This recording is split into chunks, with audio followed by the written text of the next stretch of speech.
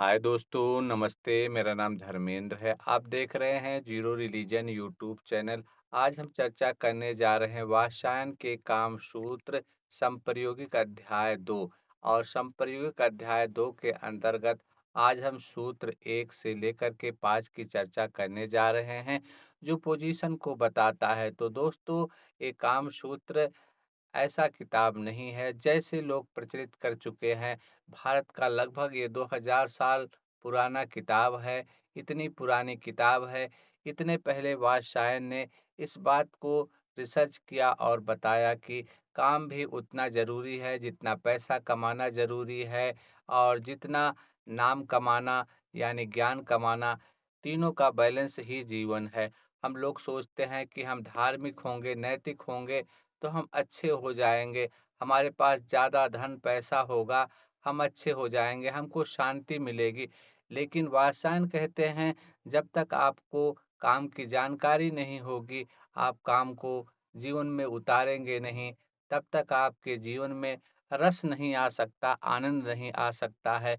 दोस्तों, जिस विषय को लोगों ने छोड़ा है, उसी विषय का साहस करके वात्स्यायन ने कामसूत्र नाम की एक किताब लिखी है। ये शास्त्र लिखा है, बहुत मोटा किताब है, 1200 से अधिक श्लोक हैं इस शास्त्र में, और 7 अध्याय में बँटा है, और उसके उप अध्याय 36 हैं। तो इस तरह से वात्स्यायन का जो शास्त्र है, ये बहुत अच्छी किताब है जीवन को अच्छा बनाने के लिए। जिस तरह से हम धर्म का अध्ययन सालों दर साल करते हैं, हम अपने देश के संविधान का अध्ययन करते हैं, जिससे हमें आसपास के नियम, देश के नियम पता होते हैं, और हमें अच्छा लगता है, हमारा जीवन अच्छा हो जाता है। इसी तरह से हम क्या करते हैं, पैसा कमाने के लिए बहुत सारा प्रयास करते हैं, बहुत सारा धन इकट्ठा करते हैं। धन से भी हमारा जीवन अच्छा होता है, ज्ञान से भी जीवन अच्छा होता है, धन से भी जीवन अच्छा होता है। तो वात्स्यायन कहते हैं, ये दोनों बिना मतलब के साबित होंगे यदि आपको काम की जानकारी नहीं है, आपको काम करने आता नहीं है। काम शास्त्र इसीलिए वात्स्यायन ने लिखा है कि जीवन को आनंद पाने के लिए, जीवन को समझने के लिए, जीवन में रस लाने के लिए काम शास्त्र की बहुत ज़रूरत है। तो इस तरह से ये धार्मिक किताब है, आध्यात्मिक किताब है, और इसमें गहरा मनोविज्ञान छुपा हुआ है, और इसमें ऐसा कुछ नहीं है। जैसे वात्स्यायन के 64 पोजीशन हैं, इन 64 पोजीशनों को बदनाम किया गया है, चित्र बनाया गया है। वात्स्यायन ने किसी भी सूत्र में चित्र नहीं बनाया है, केवल इशारा किया है। आप इसका प्रयोग करके जीवन को और अधिक प्रेममय बना सकते हैं, जीवन को और सुखद बना सकते हैं। तो इस तरह से वात्स्यायन का जो मकसद है, वह नहीं है, लेकिन वात्स्यायन को लोगों ने बदनाम किया है, कामसूत्र की किताब को बदनाम किया है। तो दोस्तों, हम इस किताब के दार्शनिक, वैज्ञानिक, मनोवैज्ञानिक और प्रेम के पहलू को जानेंगे। तो प्रेम सीखने की चीज़ है। वात्स्यायन कहते हैं, ये जो कामसूत्र है, ये प्रेम की किताब है। इसको सीखने की ज़रूरत है। यदि आप इसको सीखेंगे, तो आपके जीवन में रस होगा, आनंद होगा, खुशी होगा। तो इस तरह से वात्स्यायन ने बड़े साहस के साथ एक किताब लिखा है। तो दोस्तों, आपको हमारे चैनल पर वात्स्यायन के लगभग सभी सूत्रों का हम लाइव करने का प्रयास करेंगे। तो दोस्तों, आज हम फिर एक बार शुरू करते हैं वात्स्यायन के काम सूत्र 1 से लेकर 5 पोजीशन के सूत्रों को। तो दोस्तों, दूसरे अध्याय संप्रयोगिक अध्याय में भी 200 से अधिक सूत्र हैं, 200 से अधिक श्लोक हैं। तो इस तरह से जो महत्वपूर्ण श्लोक हैं, उन श्लोकों को हम पहले लेते हैं, उसके बाद धीरे-धीरे करके हम बहुत सारे श्लोकों का हिंदी अर्थ समझेंगे, वैज्ञानिक, मनोवैज्ञानिक चर्चा समझेंगे। तो दोस्तों, वात्स्यायन के जो श्लोक हैं, वो बहुत अच्छे हैं, बहुत छोटे-छोटे हैं। लोगों ने मिलावट कर दी है, और उस मिलावट को आप कैसे पहचानेंगे? यदि श्लोकों में शब्द छोटे-छोटे हैं, श्लोक बड़े नहीं हैं, और उनके श्लोक स्पष्ट नहीं है, तो यानी वात्स्यायन के श्लोक में कभी अश्लीलता नहीं है। वात्स्यायन के श्लोक छोटे-छोटे शब्द नहीं हैं, उनके शब्द क्लिष्ट है और संस्कृत भाषा में लिखे गए हैं, और यहाँ वात्स्यायन के सूत्र में स्त्री पुरुष का कहीं अपमान नहीं किया गया है। लेकिन जो बाद में मध्यकाल के लेखकों ने और अंग्रेज लेखकों ने वात्स्यायन की किताब को बदनाम किया है। उनमें अश्लीलता डाली है, संस्कृत भाषा में ही डाल दिया है। लोगों ने संस्कृत भाषा का ही दुरुपयोग करके और संस्कृत भाषा के मूल किताब का अता-पता नहीं लग पाया है। बहुत सारे लोगों ने मिलावट करके, क्योंकि लोग ज़्यादा अश्लील देखना चाहते हैं, सुनना चाहते हैं, क्योंकि उसमें किताब ज़्यादा बिकती है। तो लोग सेलिंग के चक्कर में, पैसे कमाने के चक्कर में वास्तविकता को छोड़ दिए हैं, वात्स्यायन के मूल बात को बताना छोड़ दिए हैं। तो इस तरह से चलिए एक बार फिर से शुरू करते हैं। तो पोजीशन नंबर ये बताता है, पहला सूत्र क्या कहता है और इसको हम समझते हैं। संस्कृत में भी समझते हैं, हिंदी में भी समझते हैं। स्त्री पृष्ठे पुरुष स्थापयते। तो इसका सीधा-सीधा अर्थ अर्थ है पृष्ठे यानी औरत पुरुष। एक यहाँ अर्थ सीधा-सीधा दिया गया है कि पुरुष ऊपर होता है और स्त्री नीचे होती है। स्त्री पृष्ठेत यानी स्त्री का पीठ क्या होता है? जमीन से टच होता है, नीचे होती है, और पुरुष ऊपर होता है। ये पहला आसन बताया गया है। इसे सबसे सामान्य भंगिमा कहा जाता है। तो ये सबसे सरल, सबसे सामान्य होता है। ये किसके लिए होता है आगे हम समझेंगे। इस तरह से दूसरा सूत्र भी हम समझते हैं और इसके बाद हम इसका वैज्ञानिक, मनोवैज्ञानिक, दार्शनिक व्याख्या भी करेंगे। तो दूसरा सूत्र है, द्वितीय सूत्र क्या कहता है? पुरुष पृष्ठे। यहाँ स्त्री पृष्ठे था, यहाँ पुरुष पृष्ठे है। पुरुष नीचे रहेगा, स्त्री स्थापे, उल्टा केवल पहले सूत्र का उल्टा यहाँ दिया गया है। स्त्री ऊपर बैठकर और पुरुष नीचे बैठकर संयोग करेगा। इस तरह से ये बताया गया है। कहीं भी चित्र नहीं है, वात्स्यायन के मूल ग्रंथ में कहीं भी कोई चित्र नहीं है। यदि कोई चित्र बना हुआ मिलता है तो आप समझिए वात्स्यायन का ओरिजिनल नहीं है। लोगों ने अपने सुविधानुसार चित्र बना लिया है। और तीसरा सूत्र क्या कहता है? तीसरा सूत्र कहता है सच लिप्त पृष्ठे समागम। तो यहाँ तीसरे का अर्थ है स्त्री और पुरुष एक दूसरे की ओर हल्का झुके हुए कंधे से संपर्क बनाकर संयोग करते हैं। यानी इसमें बताया जा रहा है स्त्री पुरुष एक दूसरे की तरफ झुके होंगे, यानी धनुष की तरह से, लेकिन उनका संपर्क बिंदु उनका कंधा होगा।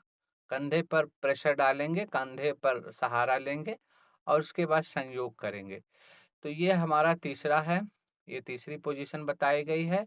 दोस्तों, स्त्री पुरुष यदि सहमति से इस तरह के पोजीशन में जाते हैं तो उन्हें आनंद मिलता है, उनका प्रेम कई गुना बढ़ता है, अच्छा होता है, एक दूसरे को समझते हैं और कुछ नया करने का प्रयास करते हैं। जिस तरह से मोबाइल का अपडेट आता है उस तरह से, इस तरह पोजीशन से काम में जाने में, संयोग में जाने पर, यानी संप्रयोग में जाने पर, इस तरह के संप्रयोग से जाने पर उनके अंदर एक अलग तरह की स्फूर्ति आती है और किसी काम को सीखने का, नयापन करने का ये तरीका है, अपडेट करने का तरीका है। एक ही तरह से कोई काम हम बार-बार एक ही तरह से करते हैं तो ऊब जाते हैं, उसमें रस नहीं रह जाता, उसमें आनंद कम हो जाता है।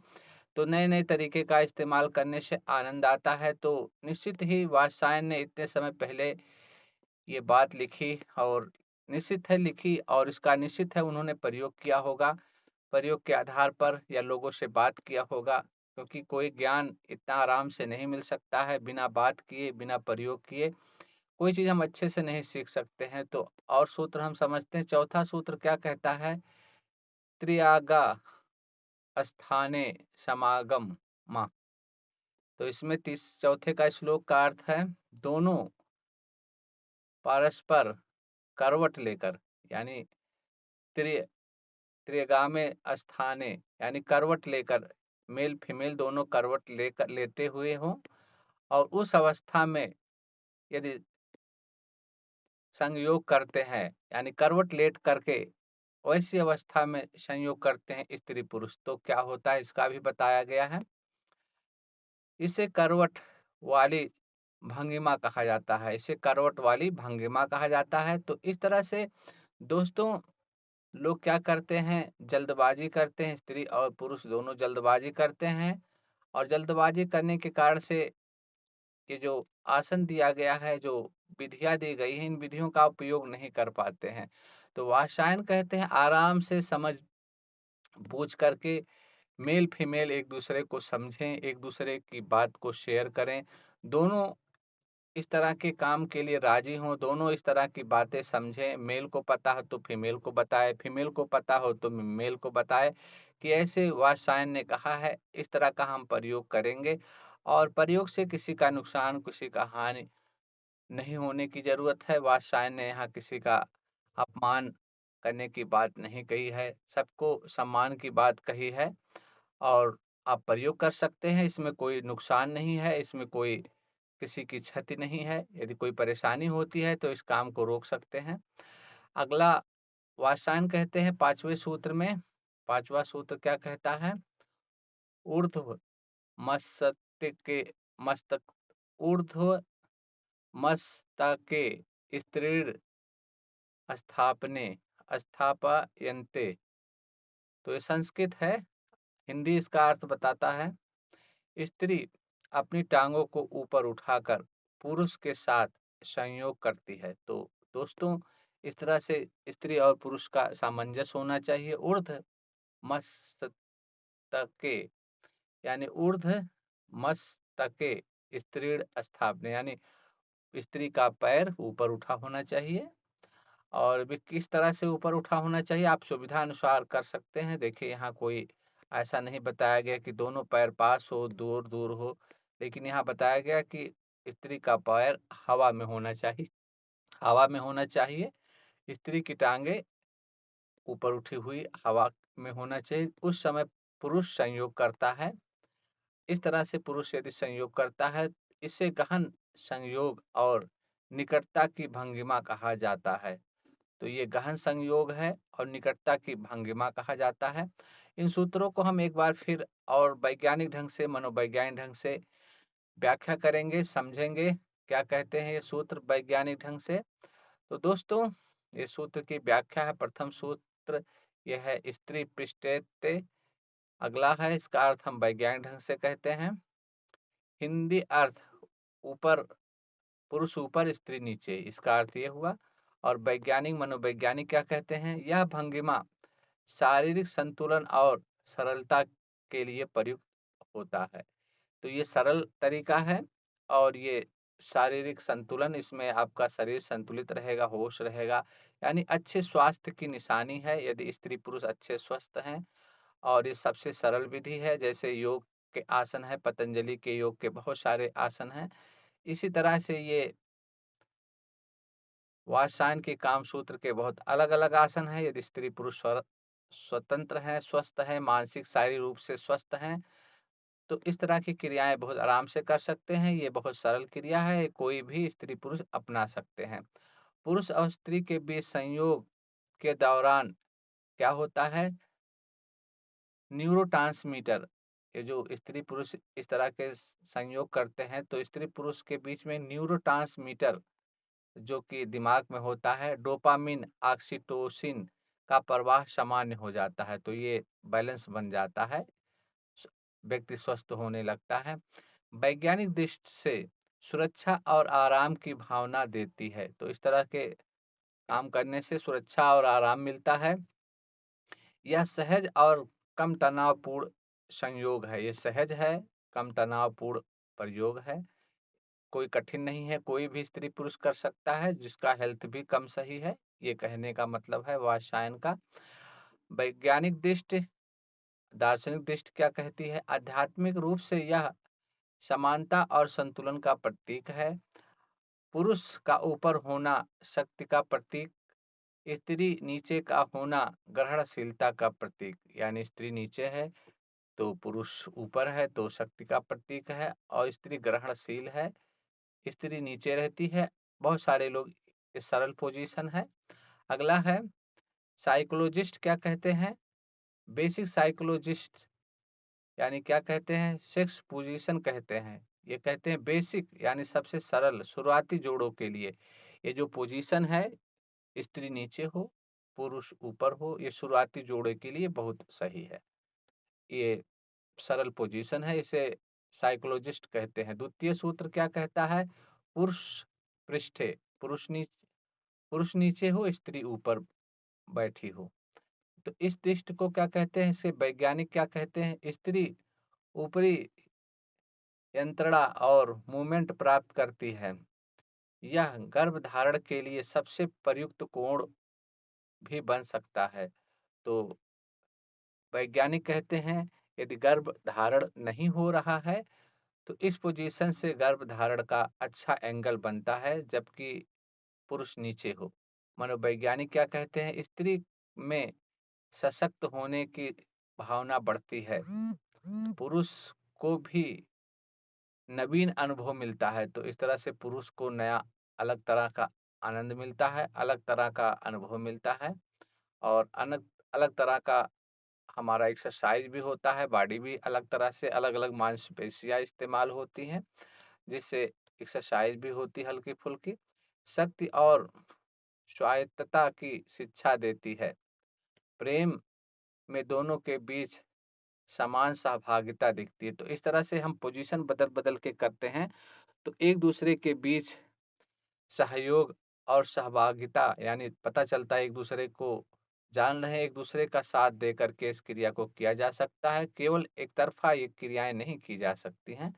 वात्स्यायन वैज्ञानिक, मनोवैज्ञानिक बताते हैं। आधुनिक व्याख्या कहती है, इसे राइडिंग पोजीशन कहते हैं और ये तीसरा पोजीशन है, इसे राइडिंग पोजीशन कहते हैं। मानसिक संतुष्टि और भावनात्मक निकटता बढ़ने में मदद मिलता है, ये सब में ऐसे होता है और ये राइडिंग पोजीशन कहा जाता है। इसका आधुनिक में राइडिंग पोजीशन कहा जाता है जब स्त्री ऊपर हो, पुरुष नीचे हो। और तृतीय सूत्र क्या कहता है? ये तृतीय सूत्र कहता है सचलित पृष्ठे समागम, यानी हल्के झुके हुए कंधे यानी कंधों कंधों का संयोग करके यानी कंधों पर अपना ताकत का इस्तेमाल करके यदि कंधे दोनों के झुके हों, सर झुके हों और दोनों अपनी ताकत का इस्तेमाल कंधे पर जोर दे करके यदि दोनों संयोग करते हैं तो ये कैसा कहलाता है? इसमें क्या होता है? वैज्ञानिक कहते हैं शरीर पर दबाव कम होता है। इससे क्या कंधों का इस्तेमाल होता है, शरीर पर दबाव कम होता है। शारीरिक सामंजस्य और लचीलापन बढ़ता है, इससे शरीर लचीला होता है। यदि शरीर लचीला है तभी आप इस सब चीज़ों को कर पाएँगे। शरीर ढीला-ढाला हो, यदि आप योग करते हैं, लचीला शरीर है, ऐसे तभी कोई स्त्री-पुरुष आराम से कर पाएगा। मनोवैज्ञानिक दृष्टि निकटता और कोमलता का अनुभव देता है, तो निकटता और कोमलता का अनुभव देता है। आपसी भरोसे और स्पर्श का प्रबंधन बढ़ता है, आपसी विश्वास भी बढ़ता है। प्रेम में सहानुभूति और संतुलन प्रतीत होता है।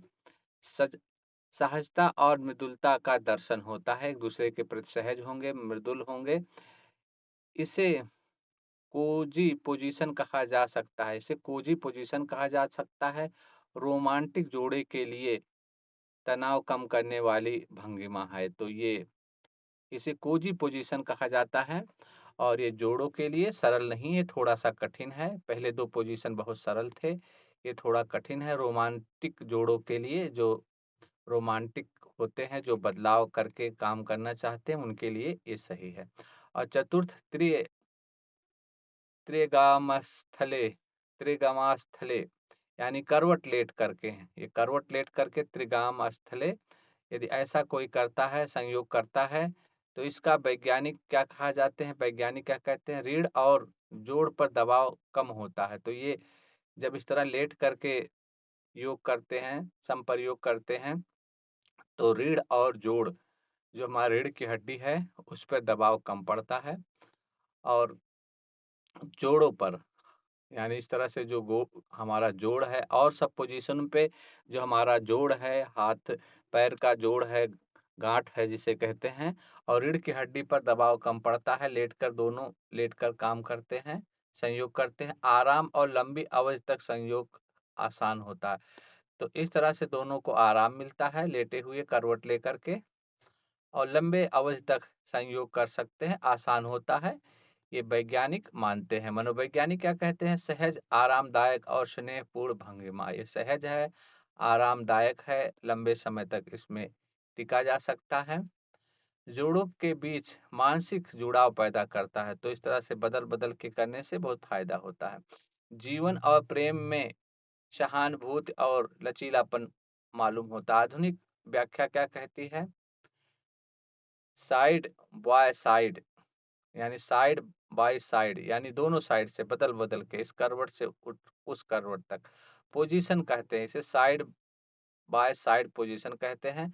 लंबे समय तक आराम और करने के लिए, योग करने के लिए, संयोग करने के लिए सही है। 5वां सूत्र क्या कहता है? ऊर्ध्व मस्तके स्त्रीण, ऐसा संयोग जिसमें स्त्री टांगे हवा में हो, ऊपर उठा करके ये संयोग करना है। इस तरह का दोनों की सहमति जरूरी है। संचार और रक्त संचार का असर, शारीरिक अंगों में अधिक संपर्क और उत्तेजना। तो इस तरह से शारीरिक जिस अंगों में संपर्क कम हो रहा था, जो शरीर के कुछ अंग छूट जा रहे थे, तो वैज्ञानिक कहते हैं शरीर के ऐसे अंग जहां अधिक अंगों का संपर्क होगा, उत्तेजना, तो ये सबके बस की बात नहीं है। जिसका शरीर रबड़ की तरह होगा, एक्सरसाइज किया होगा, मुलायम होगा, सहज होगा, यानी जिसका शरीर लचीला होगा, उनके लिए काफ़ी आसान होगा, बाकी के लिए थोड़ा कठिन है। लेकिन बताया गया है जो जोड़े इस सब का लाभ उठाना चाहते हैं, जो काम को समझना चाहते हैं, उनके लिए अच्छा है। भावनात्मक निकटता और आनंद का अनुभव तीव्र होता है, इसमें आनंद ज़्यादा मिलता है, ये बता रहे हैं। वात्स्यायन बता रहे हैं, वैज्ञानिक मनोवैज्ञानिक बता रहे हैं। जीवन में ऊर्ध्वगामी ऊर्जा और सृजन का प्रतीक है। तो ये ऊर्जावान, ताकतवर, यानी प्रगतिशील लोगों के लिए प्रगति है। प्रेम और शक्ति का संतुलन है। आधुनिक व्याख्या क्या कहती है? इसे लेग्स लेग्स अप, आधुनिक शास्त्र क्या कहता है? आधुनिक व्यवस्था क्या कहती है? इसे लेग अप पोजीशन कहा जाता है। उत्तेजना और संवेदनशीलता बढ़ने की भंगिमा है। ये उत्तेजित करने वाला और संवेदनशीलता को बढ़ाने वाला, यानी थोड़ा-सा ये एक्टिव एक्टिव भंगिमा कह सकते हैं। निष्कर्ष, पाँचों पोजीशन सिर्फ शरीर के नहीं बल्कि मानसिक और भावनात्मक संतुलन के लिए महत्वपूर्ण हैं। आधुनिक साइकोलॉजिस्ट और मनोवैज्ञानिक आनंद और स्नेह को बढ़ाने वाला इसे मानते हैं। आनंद और स्नेह को अच्छा करने वाला मानते। तो दोस्तों, इस तरह से एक काम सूत्र पोजीशन 1 से लेकर के 5 तक आपने देखा, समझा। तो दोस्तों, वात्स्यायन के सभी सूत्र अच्छे हैं और वात्स्यायन का जो कहना है एक बार फिर हम आपको बताते हैं। वात्स्यायन का कहना है आपको धन कमाने से आपके पास धन ज़्यादा है, आपके पास हेल्थ ज़्यादा है, स्वास्थ्य अच्छा ज़्यादा है और आप अच्छे स्वस्थ हो, धनवान हो, तो निश्चित है यदि काम से आप चूके तो आपको आनंद नहीं मिलेगा, मुक्ति नहीं मिलेगा। तो वात्स्यायन कहते हैं आनंद पहले हृदय से प्रारंभ होता है, उसके बाद मस्तिष्क में जाता है।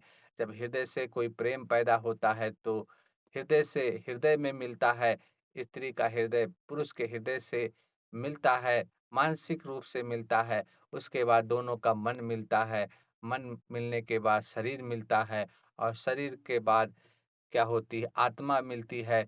तो इस तरह से एक अलग आनंद मिलता है, एक अनंत आनंद मिलता है और जिससे जीवन में तृप्ति आती है, जीवन अच्छा होता है, जीवन सहज होता है। हम हमारे जीवन का स्वास्थ्य भी अच्छा होता है, हेल्थ भी अच्छा होता है, मन का स्वास्थ्य भी अच्छा होता है, आयु बढ़ती है, बीमारियाँ ठीक होती हैं। तो इस तरह से बहुत सारी बीमारियाँ, आप जाएँगे मानसिक रोग अस्पताल में या किसी भी अस्पताल में, यदि मन स्वस्थ नहीं है तो शरीर बीमार हो जाता है। तो ज़्यादातर बीमारियाँ आज के समय में मानसिक हैं, यदि दिमाग स्वस्थ है तो शरीर भी स्वस्थ रहेगा। तो दोस्तों, इस तरह से वात्स्यायन के सभी सूत्रों का हम लगभग लाइव आपको बताएँगे, समझाएँगे। तो आप हमारे चैनल को सब्सक्राइब कर लीजिए, लाइक कर लीजिए। अगला वीडियो आपको 6वीं से लेकर के 10वीं पोजीशन का यानी 5-5 पोजीशन का आपको वीडियो देखने को मिलेगा, सुनने को मिलेगा, जानने को मिलेगा, जिससे आपको सही वैज्ञानिक ढंग से शिक्षा मिलेगी, ज्ञान मिलेगी। दोस्तों, इस तरह से कामसूत्र को लोगों ने बदनाम किया है, उस बदनामी को ठीक करने का हम प्रयास कर रहे हैं। तो नमस्ते, बाय-बाय, टाटा, मिलते फिर अगले वीडियो में।